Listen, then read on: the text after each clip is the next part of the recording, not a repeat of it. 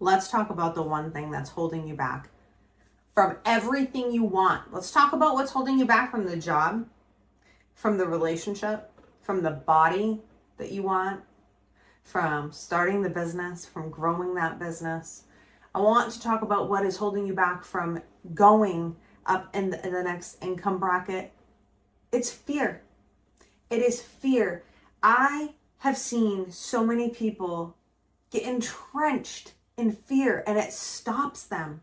And if you're listening to me today, take it as your sign that you are stuck in fear because you're allowing it to control you and you are not controlling it. The thing is so many people will say things like fuck fear and overcome fear. And I don't believe in that, truthfully.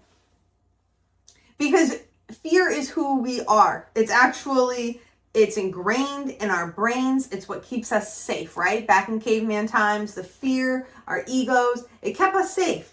It kept us in, constant fight or flight. Like, what are we doing? We're going to stay alive right now, but we're going to be afraid of that saber-toothed tiger, right? We're going to be afraid if we hear, a bunch of noise in the woods because that could be a predator coming up on us. And we're constantly in fear, but, we have come so far in life that we don't have to walk around life being afraid constantly of everything. We don't have to open up our doors, hopefully. I'm hoping you don't have to, and be afraid walking out your door, in the morning. But yeah, a lot of us still act that way. A lot of us are still in the mindset of being afraid and allowing our fears to own us. And it's keeping you entrenched in anxiety. It's keeping you feeling unsure. You ever feel unsure? Like you're indecisive and you just can't make a decision? That's your fear. That's BS. And it's doing it on purpose. And it's keeping you from not getting to your next level. And that's the truth. If you want to go to your next level, you want to know the secret is to feel the fear and then own the fear and don't let it own you. That has been what I have had to do so many times in my life. When I've been in the martial arts since I've been 5 years old, it was not easy for me to get my black belt. I'm a 2nd degree black belt in Shotokan Karate, but we studied mixed martial art. But you have to be careful nowadays. You can't just go tell anybody that you studied mixed martial arts and everybody looks at you like this jujitsu queen, and I'm not. But I did study jujitsu and I can jits. I can get on the mats and do some jujitsu and do the things. But I'm trying to make it funny. My martial artists will think that's funny.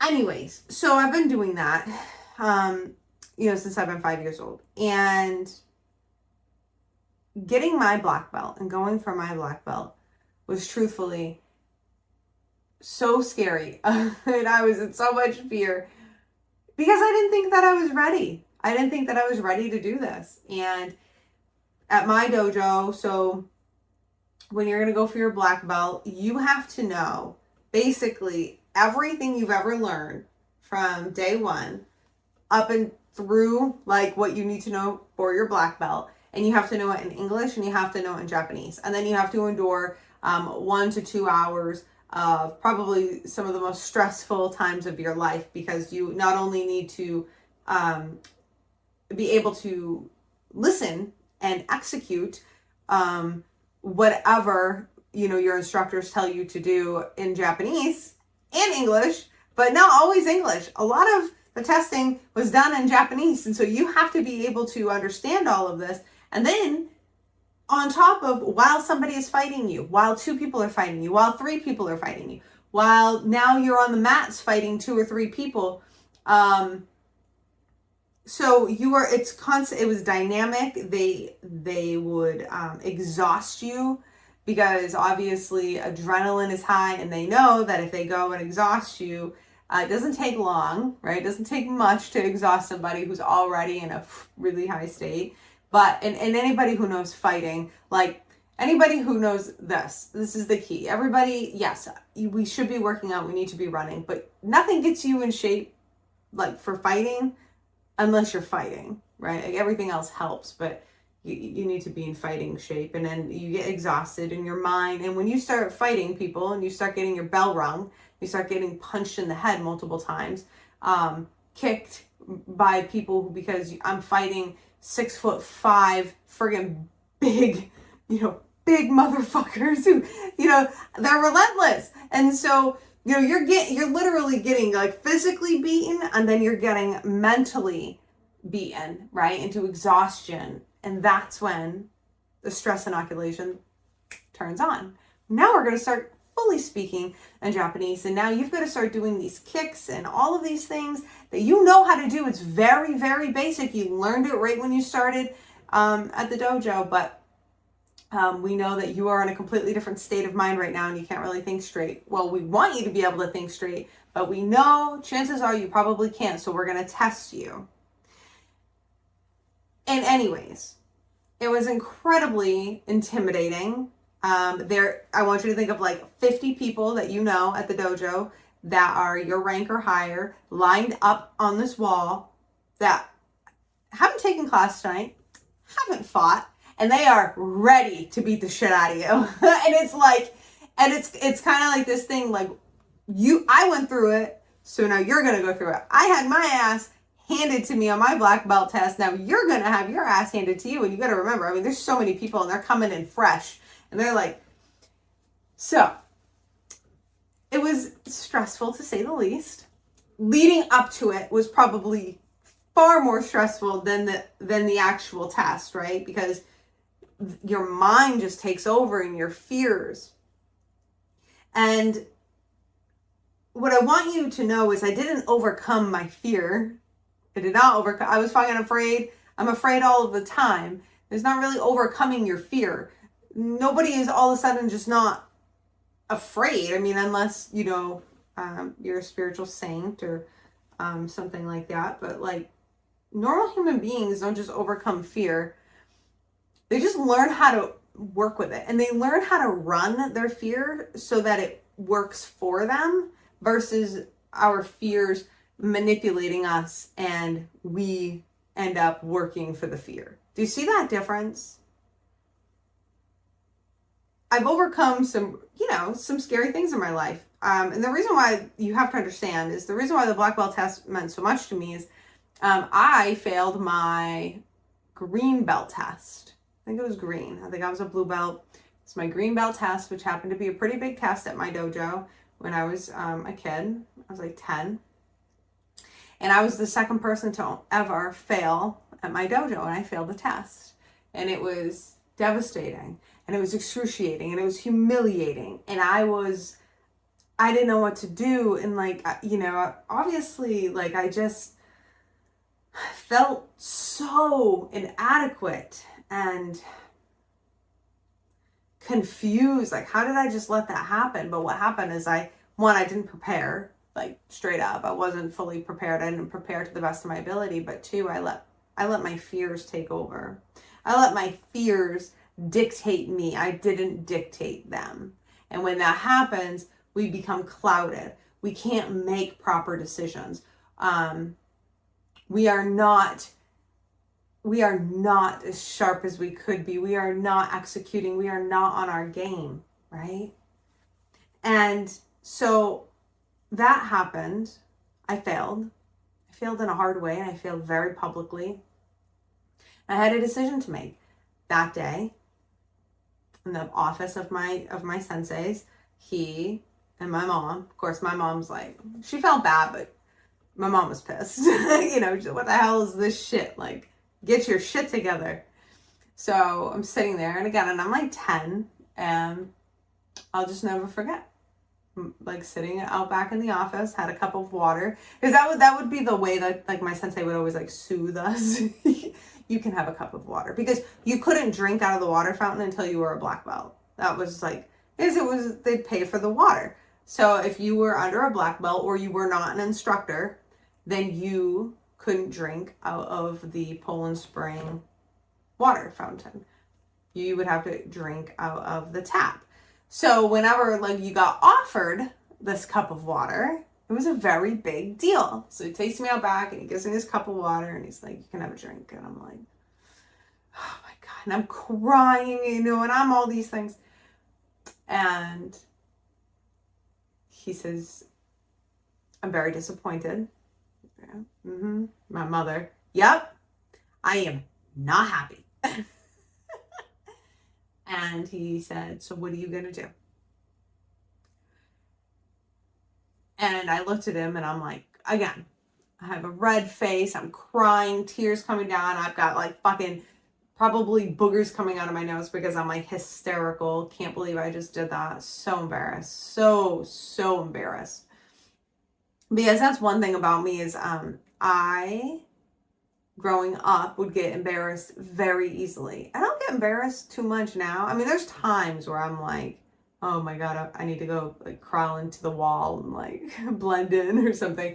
But not super often anymore. I'm probably more the one who's embarrassing everybody else instead of being embarrassed. But when I was younger, I was very, very embarrassed a lot.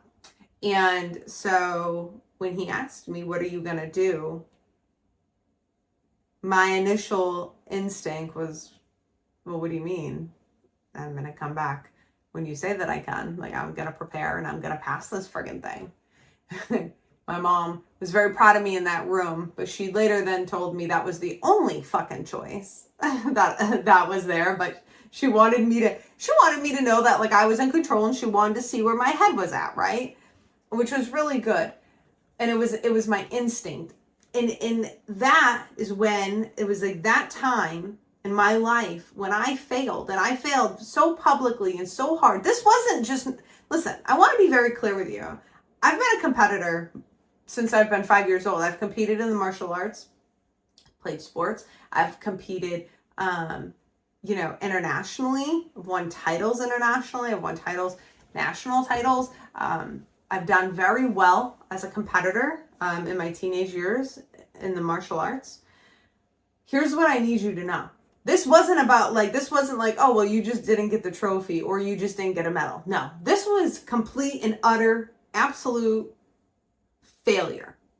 Failure to execute, failure to prepare, failure to control my emotions and control my fear. But when I instinctively knew that I was not going to let this define me, this not only defined who I am, like who I was then, what I've gone through, it has defined every situation in my life. I see no other options in my life. I never see any other option other than to pick up and keep going. Sometimes I pivot. I'm the queen of pivoting. My husband talks about that. He's like, I've never seen anybody pivot like you. And I'm like, right. I will do so flawlessly because I just know that the compound effect is working in my favor. It's working in your favor. I know that if I get up every day and I take, even if it's not a full step, even if I'm inching towards my goal, 1 inch at a time. Some days I'm going to take a full step, right? Some days I'm going to take 2 or 3 steps. And then other days I'm just going to take a friggin' inch forward and that's it. But what I know, that's all working in my favor. And in order for me to be able to do that, which is going to get me to my next level, it is going to get me to my goals. In order for me to do that, I know I have got to learn how to control my fear so my fear no longer controls me. And it's not just a one-time thing. And this is where I believe there's a very big misconception. It is not a one-time thing. It is not a one-time thing. You do not just understand how to manipulate your fear for the benefit of you. You do not do that and then just one time and then that's it for the rest of your life. It doesn't work like that. Like your fear is going to come up over and over and over again. It's going to try to manipulate you over and over and over again in so many ways. It is going to try to control you. It will control you until you understand the pattern. You humans are creatures of habit. We have patterns, and it is pattern recognition that is going to get you from pattern of fear, entrenched in fear, being controlled by fear, and being like, oh, I'm in a pattern. Now I'm going to shift. Now I'm going to change. Now I'm not going to let it own me. And I think that that is what that massive failure taught me, is I was in a pattern, and then that taught me, that day when I failed that test, it taught me, okay, am I going to let this define me? Am I going to let my fear define who I am for the rest of my life? Or am I going to make it, I'm going to make fear my bitch, and I'm going to go and I'm going to learn how to control my fear and make it work for me. And that was what I did, and I showed up. And so when I was just explaining to you in the beginning of this episode about my black belt test, you have got to understand, I overcame all of that. So to be there, failing a test was very real for me. It was very real for me because I had already failed one of my belt testings. So every time at the dojo that I would go for a belt testing, I knew what it was like to fucking really fail a test. Nobody else knew what that was. I was the second one in the whole dojo to ever do that. Never met. I later on had a student who failed the test, but it was years later. And again, I just think that student really wasn't prepared, but it doesn't matter. I think that student allowed the fear to overcome them like I did. But guess what? That student did what I did, got up, worked harder, and I think he's a black belt now, crushing it. Huge life lesson. So I understood what, like, really up close and personal, what fear could do and would do to me. And it would completely annihilate me if I allowed it. It would just cripple me. And that's what it does. That's what it's doing to you, whether you know it or not. It is crippling your ability to truly shine and to give your gifts and to stand, in your power. It is so limiting. Coming out of fear is limiting. Now listen, there's a difference. You can let your fear drive you. That is different, because you're harnessing that fear to make it work for you. You are not being controlled by it. There is a big difference. Being controlled by fear is probably got you in indecision and procrastination and plateauing. And I don't really believe in plateauing. So it's got you moving backwards. It doesn't have you moving forward. So if you are feeling stuck, if you're feeling like you're moving backwards, you're at a plateau, if you feel like you are not moving forward, you are not making leaps and bounds, here's what you need to do. Mental check and figure out where you are letting your fears control you and where you are not harnessing those fears, where you are not controlling your fears, putting them in a box and taking it out when you need that extra oomph, when you need the motivation, you need that, right? That's how we use fear.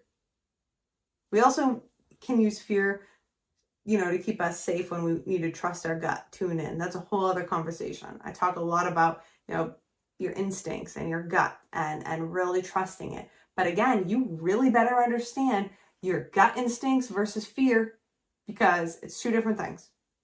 So that is what I wanted to tell you today. Listen, re-listen, repeat, send this podcast episode out, because this is no bullshit. This is something that can and will change your life if you learn to apply it the way I've applied it to me. People think that I live my life like I'm not afraid. Bullshit. I'm afraid. I'm afraid all the time. I'm afraid of it, like so many things. I've just learned how to harness that fear and make it work for me. I don't let it control me.